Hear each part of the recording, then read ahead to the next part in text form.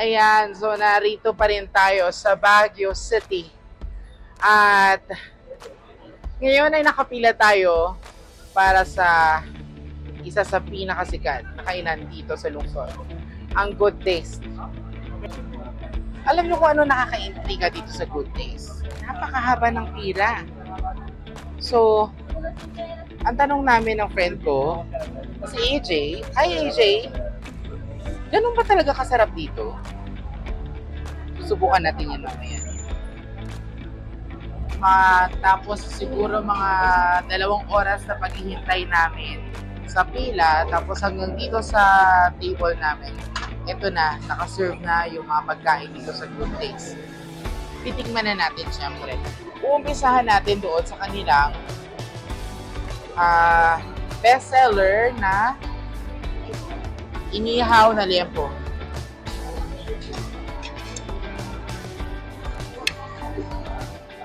Oh, natin na.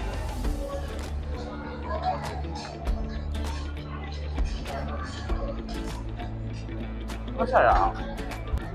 Anong pinaka nagustuhan mong food? Liempo. Anong masasabi mo sa food? Para sa may Chinese taste, yung liempo. Chinese. Hindi lang Chinese, charot. Ang pinakamasarap. Pansit.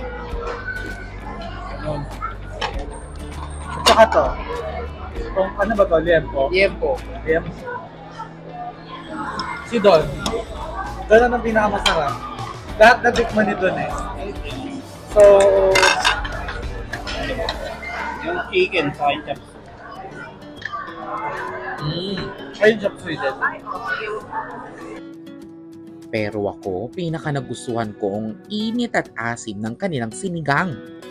Ito pang nakakabilib. Para matulungan ang mga crew sa serving, may robot na servidor din sila. O di ba? Ang bongga. Okay, so syempre, nandito lang din tayo sa Good Taste. Hindi natin palalagpasin ang pagkakataon ng tikman ang kanilang talaga nga namang siksik sa cup na halo-halo.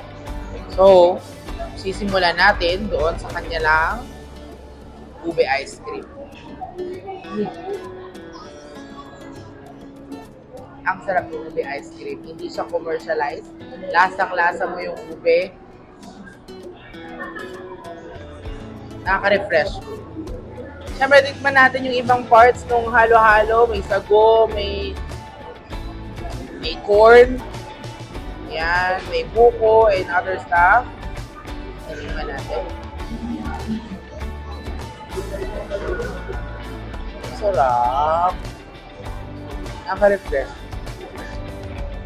Tapos, siyempre, meron pa silang paarte na wafer stick. Diba? So, sa mga nagbabalak kumain sa Good Taste, subukan ninyo ang kanilang halo-halo. Sarap. Masarap na kainan sa Baguio. Restaurant!